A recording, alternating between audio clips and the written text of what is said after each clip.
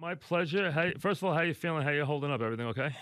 Yeah, we're good. I'm here in Florida. I've been here since spring training because I have my parents who stay down here with me, and they're both compromised. So I'm keeping them in the house, and we're doing our best to keep everyone safe. Yeah, everything seems to be. I have a place in Palm Beach. I'm not there. Have Yeah. family staying there, and they've kind of buttoned everything down there. So everyone seems to be okay. Here, it's been a little crazy, as you know, but I mean, everyone seems to be okay. But what's your thought? Give me this from you Okay. because this is a good perspective from you. As an ex-player, what do you think the players are thinking? What is foremost of? Is it safety that the players are most concerned? Is what do you think's on the players' minds? Well, I definitely think it's safety. A lot of these guys have family. I think the news that they could be without their families for a couple of months scares them to death. You know what I mean? Not because baseball players aren't used to being away from their families, but because in a time where a lot of people are getting sick, not to be there with your family is a little scary. But Mike, like most things, this is a prime. This is the awful part of it.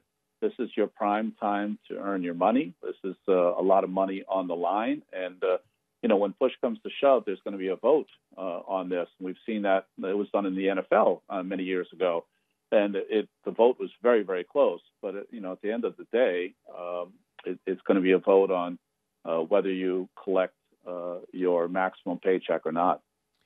Ronnie, what does a normal pitcher? Now he's got a protocol. He's got to go through. Yeah. They give him a protocol. First of all, you think most guys are diligent enough this time of year, knowing that they could be told, "Let's go," and away we go. There'll be extra pitchers on every team. We know that whenever that comes back. I mean, we know there could be up to 20 pitchers on a team. We've heard all kinds of crazy stuff like that. But do you think most guys, especially pitchers, are diligent in doing their work right now at this time of year? Yeah, I think they are. The only problem is that in a team sport, it helps if you have some people around you. I mean, at some point, even if you are self quarantined, I mean, you need someone to catch the ball, whether it's your high school catcher or whoever it is. So, I think these guys are in better shape than any generation of player in the history of the game. So they'll be ready to go quicker than you think. I think in my mind, I think they'd be ready to go in 2 weeks, but I think they'll push it to three. So I think it'll be a 3 week window to get the guys ready once they decide that they have a plan to play. Do you, in your mind, and we're talking with Ron Darling, of course, who obviously does the Mets with a longtime player and does the Mets with Keith and with Gary Cohen, and everyone is longing to have them back. They were one of the top teams, if not the top team in baseball, doing it on television, and everyone's looking forward to getting some baseball back. And is there a number in your mind that legitimizes the season schedule wise? In your mind, do you think you have to have a certain number of games to legitimize the season? I think, Mike, because of what is going on, I think there'll be an asterisk to this season for all time. It doesn't matter if you play 100 games or if you play 60 games. I think this is just going to be one of those seasons that you can't judge it under the same microscope as you judge any other season. So that being said, I wouldn't want less than 100, but I don't think that's going to happen. So maybe it's one half of a season. Maybe we're talking about 81 or so games. That to me you would at least not have any real outliers there that someone could jump up and with a 20-5 start, all of a sudden the Detroit Tigers are in, who have a challenged team this year. So that being said, I don't know. I'm open to anything that they want to do to use this as kind of a petri dish, Mike, for future things that they think might play in the game of the future. Whether that's 7 innings in double headers, whether that's robotic umpires, whatever. I think if you're going to take experiments, this will be the year to do it. All right, let me throw them by you that have been mentioned. Number one, you just hit on a couple of them. Number one, 7-inning games, double headers. Are you okay with that, or not okay with that? I'm fine with that. I don't think there's any issue, and I think because of the need to kind of take care of your pitching, those 4 innings off in a doubleheader will be important. Electronic umpires, balls and strikes through some kind of technological advance. Are you okay with that? I'm okay if it's a combination, Mike. I don't think the technology is there. So a combination of the home plate umpire and a robotic umpire. Therefore, what I guess I'm trying to say is the robotic umpire kind of hits a snag on a pitch. You still have the umpire to make the correct call, or the correct call in his mind. How about the idea of a commingled staff that would have the Major League and the AAA staff together, where you might have as many as 20 pitchers because of the scheduling on a staff? Well, that would be one of the things that probably will happen, but it'll make the game awfully ugly. We've already seen what 13-man pitching staffs will do. So I think we're trying to find a way to make the game more pleasurable to watch. I'm thinking like that. Make the ability to manipulate your roster easier for teams, so that what you can do is you could have 13-man pitching staffs, but you can have 5 kids waiting at the Hotel LaGuardia when the Mets are at home, and you can interchange those guys from day to day. How crazy is the idea of a guy in the middle of his career? Let's say it's you, and you're 25 right now, or 26 right now, and you are sitting home thinking, I might not play baseball this year. What's going through your mind? Once you get past all of the devastation that has happened to folks and our health workers or whatever, if you take a little egocentric look at it, you're thinking to yourself, if I play 8 great years in the major league, 8, let's say 6, I play 6 great years in the major leagues, I just lost one of them. And, when you put your head on the pillow, and whether you're Mike Trout, who's going to lose a year of excellence like he always has, or for your kid who's 25 or 26, and this is his free agent year, a chance to put up some numbers, whether it's bets or someone else. I don't know. It's a very limited window that you have to be a ball player, and one of them might go by the wayside.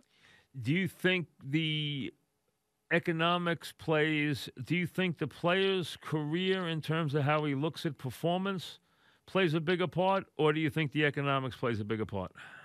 I think the economics are going to play a bigger part. Mike, the reason you're going to have a season this year is because of the economics. You would think at some point, maybe not having a season, but there's just so much money out there. It's a $10 billion industry. Yeah, and people have to remember, this is a business, you guys. This is how you guys feed your families. This is a business. So, I mean, that's got to be taken into account. Yeah, and it is, but I don't know if I'm one of those people that's in the compromised position. Right. I don't know if I'm ready to get sick from doing the job either. But well, you see, I was going to get to that. For you, it's a little tricky. I mean, you've had your issues. Yeah. And let's say there's two camps. There's someone who's a broadcaster and is 70 years old and is thinking one thing, or there's someone who has an illness or is healthy now, thank God, like you, but has had an illness where it might have impacted your immune system, where you have to think of that as an issue right now. I mean, you could sit home and do nothing this year or deal with this, and I'm sure it's a decision you have to make, right? Yeah, it will be, but I think, knowing the game, I think if the players in Major League Baseball decide that it's time to go, and they believe that they're going to have the necessary things in place to mitigate some of the pandemic, then I think it's time to go. You have to go. So you'll be comfortable with that yourself? I think I will now. Okay. we'll see the day before it happens if I think any differently. But I think that I'm not overvaluing what baseball will bring. I mean, it's a sport, and things are happening that are much more serious than any other sport. But if people are home and they're hanging at home, it would be nice to give them something. If they're a baseball fan, that might take away a couple hours out of their day, which might put a smile on their face. No. Listen, you serve sports. What you do, what I do, serves as a diversion. There's no question. We all know that. Yeah. But Yeah. we're in the toy department. We understand that too. I mean, that's where we live, in the toy department. But I mean, that's just, and when the toy department does collide with the real world, you always feel a little out of place. I mean, I've always felt that my life through all these years when I come in and decide what to do the show on. There's only been a couple of times that's happened. This has been the weirdest of all, though, because there's been no sports at all. I mean, even 9/11, we were shooting for something, and we knew they were going to be 10 days. This has been the craziest thing any of us have ever, obviously. The uncertainty of it has been just unbelievable. But let's be honest, it's not going to be the same, because just as Fauci just said today, he talked about baseball and said, hey, I can't see any way anybody's going to be in the stadiums this year. And until we get a drug that works, until we get a therapeutic that works, you're not going to see people in the ballparks. It's not going to happen. I mean, no one's going to. I mean, players are going to be there. I understand that, and they can be tested, and the colony can be tested of players, and they can be pretty kept sequestered and everything else, and you can be in that same group, and so can a couple of photographers, a couple of cameramen, and a couple of umpires. I understand that, but no one's going to just go to the game and risk getting ill to go sit in the stadium. They're going to watch it on TV. So that makes it, compromises the game and compromises the revenues dramatically, and that isn't going to change until we get a drug.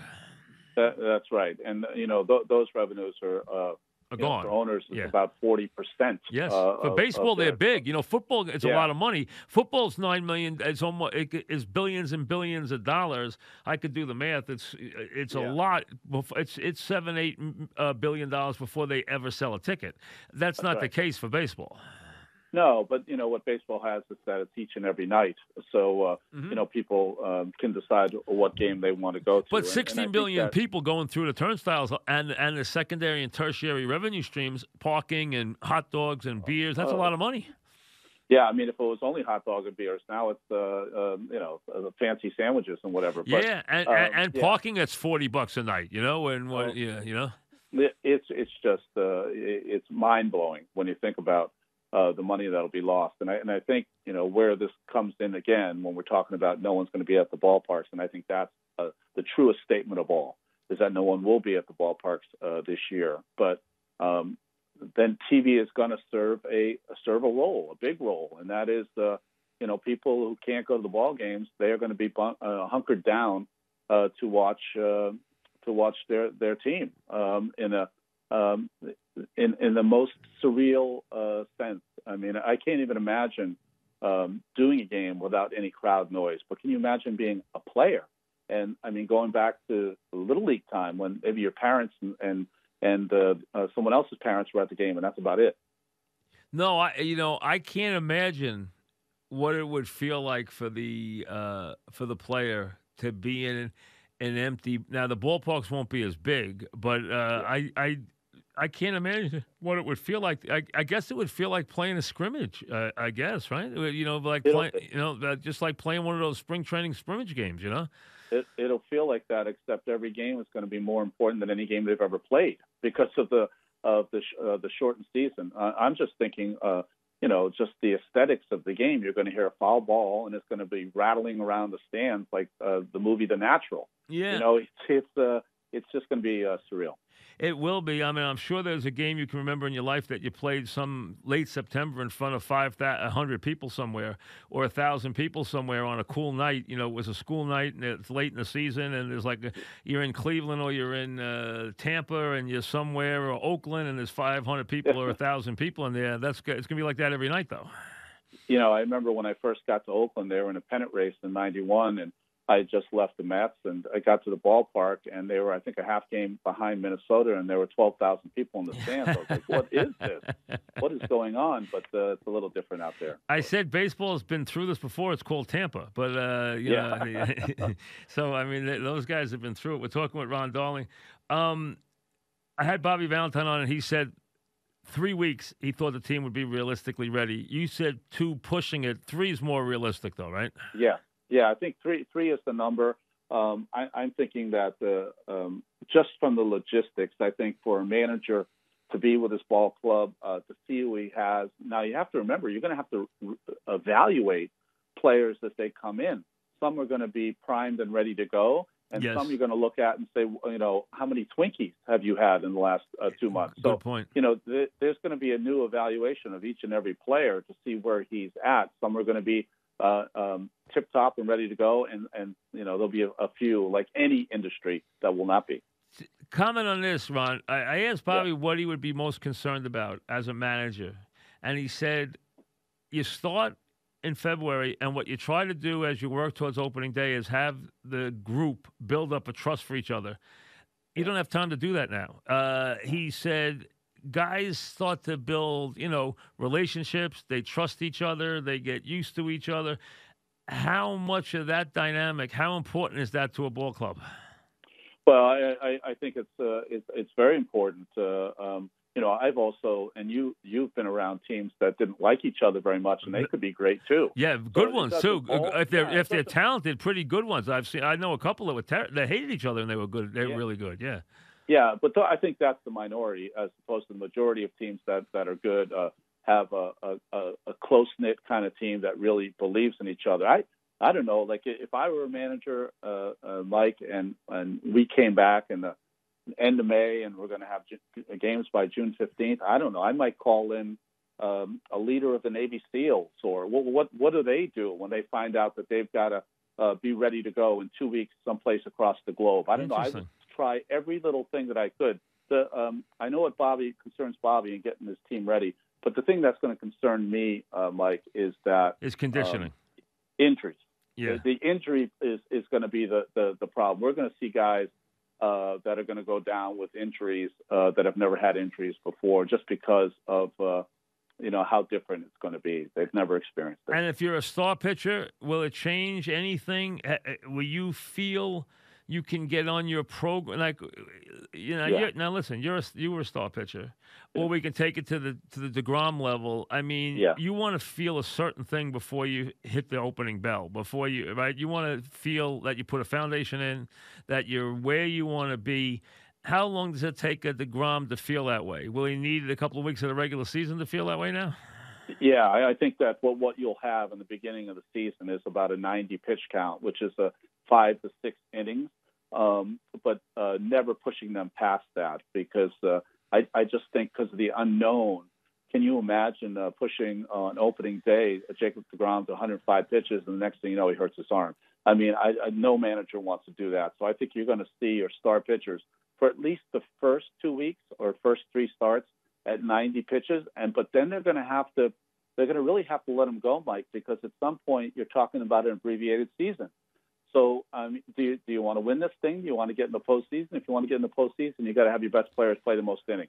That might not be the best thing for their health, but that's going to be what is demanded of a team playing an 80 or 90 game season. Agreed. We're talking about Ron Darling, of course. As we hit mid-April, there's been talk of maybe opening the country in a lot of spots by May, maybe playing by June. We'll see. We don't know anything yet. We'll have to play this all by ear and see how the numbers look each day as we watch this unfold. How surprised were you by Syndergaard, or were you not surprised? I'm always surprised because, he was throwing as well as he's thrown every spring training. It's just amazing to me that these guys can throw 98 one day, and 2 days later their arm is sore and they're on their way to getting cut. I'm not surprised because so many players go through it. I am surprised because he was in tip-top shape, pitching as well as he had ever pitched. And, the way I can identify these injuries now is so good that these guys are being taken out of play. So I'm disappointed because I thought he had gotten himself to a place where his pitching athleticism was going to somehow bang into that pitching intelligence, and I thought he was going to have a big year. Considering how well pitchers do coming off Tommy John now, and sometimes they throw harder. They've all done it very well. Is there still a sense of dread and devastation to hear that news, or are players not as afraid of it anymore? I don't think they're as afraid of the outcome, like how they're going to come back. But I think they're afraid of, again, we're getting back to what we were talking about before. Just losing the earning power. Yeah. At some point, especially a guy like Syndergaard, he's going to miss. Like, I can't even imagine, and we were talking about it before at 25 years old, what my career would have looked like if 1985 and 1986 were taken out of the picture. I mean, just think how that changes your arc when I was 24 and 25 years old. It just changes everything. And for Syndergaard, of course, it'll change what his numbers look like when he goes into free agency at some point. What do you think of the Met team this year? I think they're an awfully strong team in a really strong division. I think Girardi's going to make a big difference in Philadelphia with that ball club. I think Miami won't contend, but they're going to be better. They've got a lot of young talent, and they're going to play hard under Donnie. So they're going to be tough. And, of course, the Nats and the Braves and those teams. So they're a good team in a really good division. Cespedes, What about Cespedes? You expect? Would you be, if you had a gun to your head, would you write down big numbers or small numbers for Cespedes? I would write down small numbers if I was being really. So would I. Mike. So would I. As a fan, I would love them to have a huge year. But being realistic, I think it's going to be. It won't be the 40 home run season, in my opinion. I hope I'm wrong for people who follow the Mets. It was weird. The last couple of years, Miguel Cabrera, who's still sitting on a fortune in money, looked terrible. And then this year in spring training, he was killing the ball. I mean, it was almost like he went back to work. I don't know if that was going to really be true or not, but he hit a couple of massive home runs in the same game, and he looked like the old Cabrera. I mean, I don't know maybe if I don't know if the guy can find himself and have that one more year or not. I just wonder if that's true for these. He's a different level player even than Cespedes, but he was almost nothing the last couple of years, and now he looked like a different guy when I saw him in spring training this year. The difference, Mike, is that never do you ever think twice about what Miguel Cabrera brings to you defensively. All you care about is how he hits. Now, the difference is that the reason Cespedes is a game-changing player is 75% is his offense, but 25% is his defense. He's a game-changer in that outfield when he's right. And that, to me, is the big question. It's not that he can't stand in the box and be athletic and do his thing because he's just too good, but can he run it out there and play a position and then run back in and do that for whatever games. Maybe the shortened season plays right into his strength. I would have traded Diaz. I would have. I would not believe. I think some guys aren't made for New York, and you just take them and you send them packing and you say thanks. But you know what? You were great somewhere, and then you came here. And you just never looked comfortable. You just never looked like you belonged. We've seen guys like we always call it the Eddie Whitson, That's right. That's right. Or Sonny Gray's a perfect example. When he left, Sonny Gray couldn't get anybody out. He went to the Reds on a bad team, and he made the All-Star team last year. I mean, so he was comfortable again. Some guys aren't made for New York. I think he's one of those guys. They thought, no, he'll be really good. I saw him say that I'm going to shut people up. I think he kind of meant me because I've been very hard on him, so I think he will be shutting me up. But do you believe in him, or do you think that's a lot to ask that he's going to go from a guy who gave up 15 or 16 home runs in the ninth inning last year to back to being a guy who gets 50 saves? Well, I'll tell you, this winter, because of all the talk last summer that his mechanics were off, his hand position was off, his arm position was not what it was. I went back and looked at every outing he had with Seattle in his record-breaking year. Right. And I honestly, Mike, didn't see any difference between how he threw in Seattle in how he threw with the Mets. He had nasty stuff sometimes with the Mets, and he still got clocked. Yeah, as far as velocity, as far as right, he just hung a lot of sliders. And every single one was hit out of the ballpark, or so it seemed like. I'm in your camp as far as there are certain players that the scrutiny of every day playing in New York is too much for some. But I think two reasons I keep him and I try to make it work, Mike. One is that coming off the year he had, there's no way you would have gotten anything for him, and I think also for a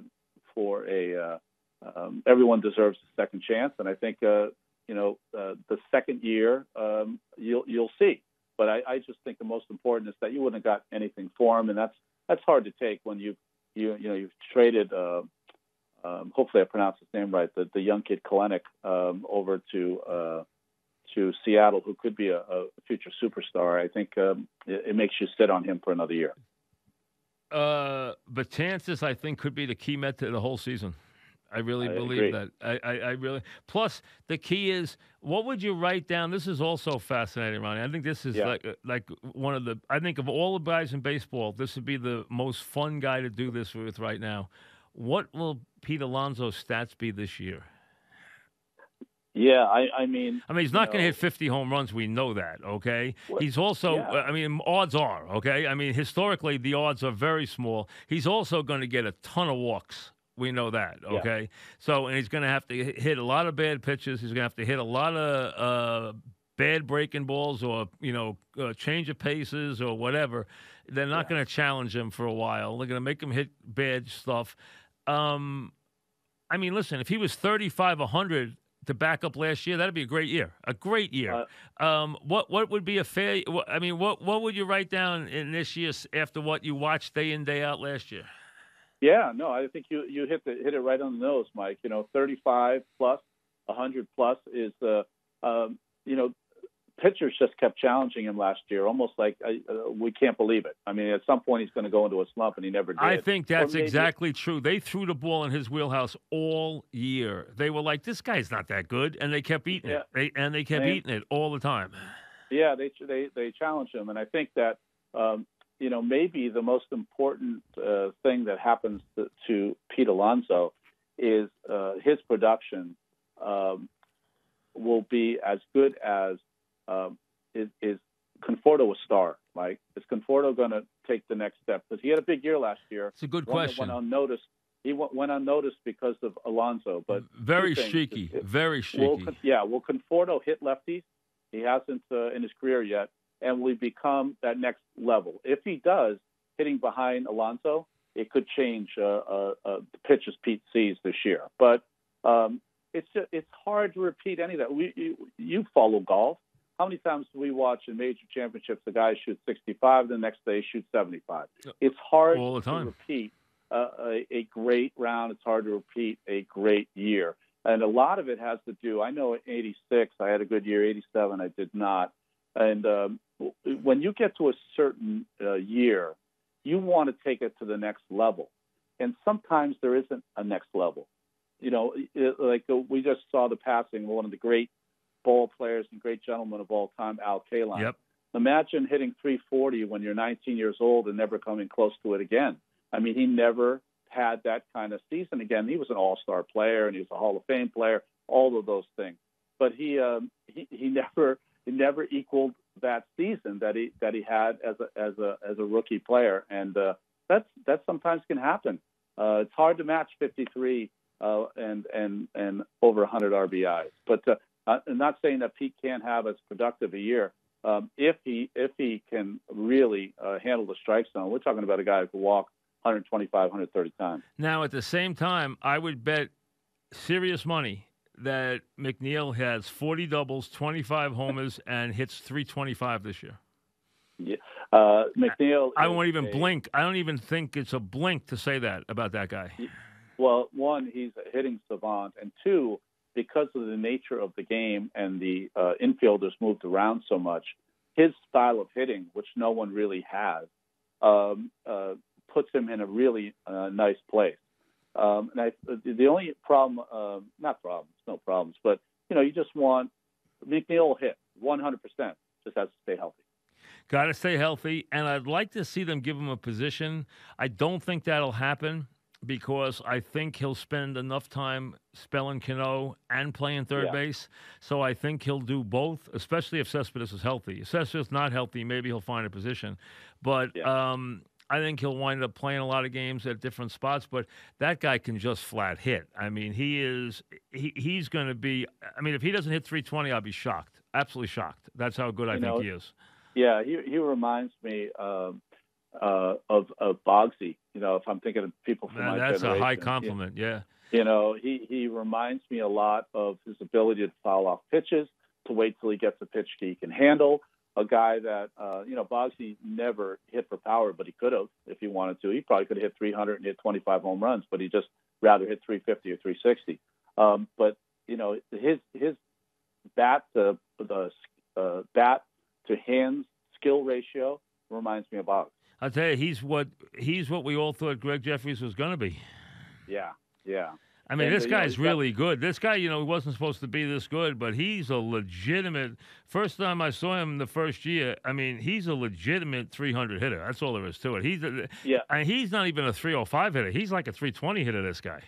Yeah, he's got a little later start than most guys, but it doesn't take away from his talent. It's just he's fun to watch, and I would tell you, I was asked by someone whenever a guy's having a good year, I try to think back, and it's getting harder and harder. But I try to think back on how I would attack this guy and get him out, and there's no real answer to him because he can hit. How would you get Alonso out? How would you get Alonso out? Alonso, you'd have to be brave enough to pound him in. We saw the one pitcher I saw that gave him a little bit of trouble last year, although he gives everyone a lot of trouble, was Soroka for the Atlanta Braves, who has the ability to pitch in. And he pounded Pete in, and I thought he was one of the few pitchers that might have had an advantage against Pete. But you'd have to be brave enough to pound him in. And today's game, they don't pitch in as much. So I think that plays in the Pete's favor. We're talking about Ronnie Darling, of course. With having Syndergaard down, would you keep Lugo in the bullpen, or would you make him a starting pitcher? I would make him a starting pitcher. Would you keep him where he is? You think he's more valuable in the pen, or would you make him a starter? I think they're going to, because of the signing of the two pitchers, Walker and Porcello. Those two guys will be right into the rotation. They'll keep Lugo where he is in the bullpen. Is that the right decision? Listen, Seth Lugo would be an outstanding starting pitcher. I think he really would be a really good six-inning starter. He absolutely. He's just too good, has too many pitches. He's too smart out there not to be. He just happens to be on one of the few ball clubs that has an abundance of starting pitching, and their strength is to have him in the bullpen, and on the days when they have a lead after 7, getting 2 innings out of him every third or fourth day. He just, 25 other teams in the game. The Yankees, one of the strong teams in baseball, would love to have a step. Oh man, hey, listen, Lugo's record on the Yankees would be 16-2. Exactly. So he's just on. He's going to look back on this someday, and I love watching Seth pitch and love him as him as a player. He's going to look back on this someday when he's fishing in Louisiana and go, boy, if I had been on another team, I would have had 100, 150 starts. But right now, the Mets are better with him in the bullpen, in my opinion. Hard to digest. You talk about revenue. It's a lot better to be a starting pitcher money-wise, too, boy. You make a lot more money, as a starting pitcher. You do, but I think that, he's going to look to be the next level under maybe Hader and other people. Miller started it, Andrew Miller with the Yankees when he signed that 4-year deal, looking for maybe a chance to get himself a 2 or 3-year deal at good numbers for a guy that pitches a couple times a week. All right, what are you watching right now? What did you watch Ozark? I am watching Ozark. Isn't Ozark good? It's one of the best things I've seen on TV. I find Really, it funny. really edgy. I'll tell you, edgy women that'll kill you. I mean, there's a lot of them in the series, man. They got more nasty women in that series than anything I've seen in a long time. Oh, that sounds like someone's autobiography, by the way. The title of and I find it interesting that everything seems to happen around 6:45 for whatever reason in the Ozarks. And you know, I'm a contrarian by nature, Mike, so I can't get into this Tiger King. I didn't even turn it on. I didn't. Yeah, I didn't. That's not me. Someone recommended Ozark, and I got to admit, you know, I got to admit, Bloodlines is good too.